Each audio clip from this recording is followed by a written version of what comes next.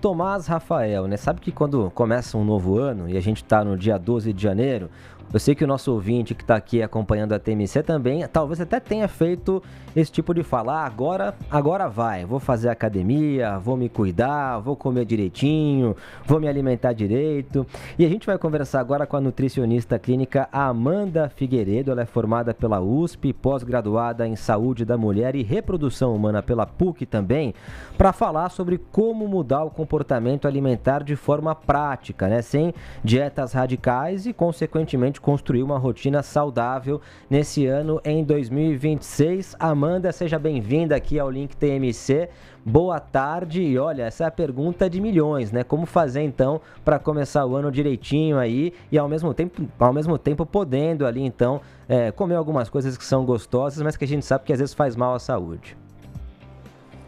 Boa tarde, prazer estar falando com vocês. Boa tarde para todo mundo que está ouvindo a gente. Acho que todo mundo aí, a grande parte, né, colocou uma meta saudável para 2026, seja de alimentação, de se mexer mais, né, dormir melhor. E o que a gente já comprovou muito, né, tanto por estudos como na prática clínica, é que quando a gente quer sair do 8 para o 80, né, tava ali sedentário e fala, não, esse ano eu vou fazer academia 5 vezes por semana, né? Vou mudar radicalmente minha alimentação. Essas mudanças muito bruscas, elas costumam não ser sustentáveis, né? Eu acho que então a primeira e principal dica é quebrar, né, essa meta em metas pequenas, né? Metas realistas, principalmente, e metas que a gente pode ir adicionando. Então, se a pessoa é aquela pessoa que ela tem problema com hidratação, ela não toma água, é muito difícil uma pessoa sair de 2 copos de água para 2 litros de, né, uma hora para outra. Então, a meta dela pode ser adicionar 200 ml essa semana. E aí ver o que acontece. Eu acho que é importante a gente ter essas pequenas metas e ir somando, né? Pra gente não sair desse 8,80 e ficar uma coisa insustentável e uma coisa que quando chegar 2027 a gente vai ter que fazer a promessa de novo porque não conseguiu cumprir esse ano.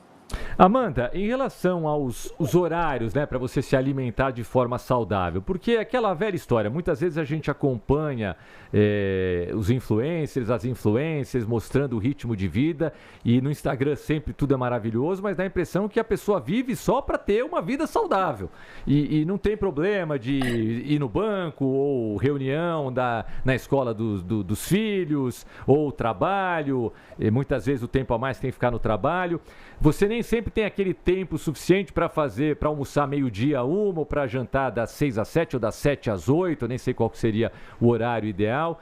Como fazer para driblar essas dificuldades no horário? Tudo bem se você almoçar um pouquinho mais tarde, aquela coisa, se ficar muito tempo sem almoçar, tem que comer alguma coisa. Essa história de 3 horas, tem que comer alguma coisa de 3 em 3 horas, isso funciona mesmo? Isso ajuda a diminuir essa questão dos horários complicados que a gente tem no dia a dia? Perfeito, excelente pergunta, né? Se todo mundo fosse influenciador e vivesse de postar os hábitos, todo mundo ia se organizar porque vive disso. Mas quando a gente tem uma vida, né, corrida, falando de rotina, casa, trabalho, às vezes tem filho, fica muito difícil. Então, eu acho que primeiro, né, o principal ponto é a organização. Quando a gente tem uma organização que seja semanal ali do nosso cardápio, a gente fica mais fácil de ter esses alimentos, né? Porque toda vez, né, não fiz a comida, aí cheguei tarde, a chance de pedir um delivery é muito grande. Então, eu acho que o primeiro passo ali seria organização. Isso que você falou, né, de não ficar muitas horas sem comer, sim, é muito importante que a gente tenha refeições e que não passe muitas horas sem comer, porque a chance de, na próxima refeição, você tá com muita fome e atacar ali, né, fazer aquele pratão, vai ser muito grande. Então, você começa a comer mais do que, né, do que deveria, do que o seu corpo precisa. Então, a gente tem, né, cada organismo funciona de um jeito. É um pouco difícil da gente falar, não, é 3 horas, 4 horas, mas a gente não ir para as principais refeições com muita fome ajuda quando a gente tem esses lanchinhos, né? E falando de vida, né, uma vida mais saudável, uma coisa que a gente já sabe, o horário do jantar é muito importante, né? Porque quando a gente vai, né, a gente sabe que nem sempre a gente tem uma vida muito corrida, às vezes tem gente que estuda à noite, aí chega da faculdade que vai jantar. Quando a gente janta muito tarde, a gente chega na hora de dormir, que era a hora da gente fazer, né, toda a restauração hormonal, reparação de tecido, detox hepático, a gente está fazendo digestão. Então a gente atrapalha o nosso sono. E por mais que a pessoa fale assim, não, mas eu durmo bem, mas alguma coisa ali vai ser prejudicada, né? Seja em reparação hormonal, seja em detox hepático, seja em cortisol. Então, muito importante, né?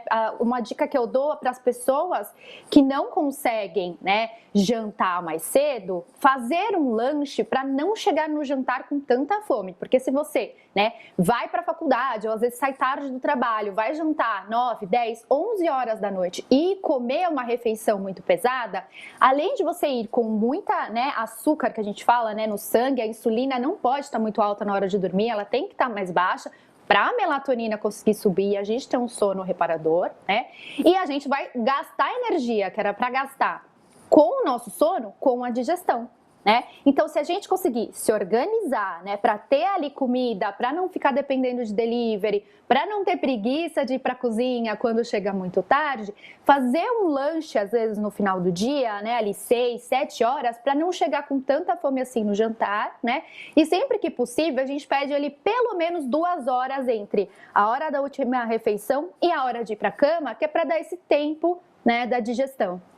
Muito interessante isso que você acaba de passar em relação ao sono e essa pergunta do Tomás sobre os horários também. E além dessa, então, orientação sua, né, para a gente se alimentar bem ali na hora, durante a noite, mas sempre 2 horas antes de dormir, que tipo de alimento cai bem nesse momento ali no pré-sono? Nada de pizza, né? Uma pizza meia calabresa, meia portuguesa, né, Amanda? Um x-salada, por exemplo. Não que não seja gostoso, né? Então, quando a gente fala na hora de dormir, a gente tem que tomar muito cuidado, né?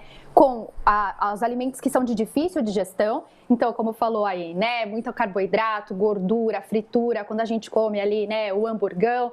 A digestão é mais lenta, então excesso de gordura a gente demora mais para digerir, então atrapalha mais ainda, né, esse nosso sono reparador, porque a gente vai precisar gastar mais energia ainda com essa digestão e tomar muito cuidado com a quantidade de carboidrato, porque o carboidrato, né, apesar, né, da digestão ser um pouco mais rápida do que da gordura, ele dá o que a gente chama de pico de açúcar no sangue. Né? Então, na hora de dormir, o corpo já tem que ter regulado esse açúcar no nosso sangue, né? O carboidrato, ele vira açúcar e a gente não pode estar com esse açúcar alto no nosso corpo, porque senão a insulina alta sinaliza que não é hora de descansar ainda. Então, a gente mexe com cortisol, a gente mexe com a nossa melatonina, só porque comeu muito carboidrato à noite, né? Então, acho que se a gente conseguir comer fibras, o que são fibras? Frutas, legumes, verduras, né? Comer aquela saladona, ajuda melhor a não dar esses picos e pensar numa proteína, né, de melhor digestão, então uma proteína que digere melhor. Faz um omelete, come um peixe, um frango desfiado, alguma coisa nesse sentido que vai ajudar o corpo a fazer essa digestão e não gastar tanta energia e não chegar na hora de dormir trabalhando em outros pontos ali do nosso corpo. Perfeito! Conversamos com a nutricionista clínica Amanda Figueiredo, uma craque aí no que se refere a novos hábitos saudáveis e alimentares, dando a dica para você nessa temporada nova que se inicia na sua vida em 2026. Muito obrigado, Amanda!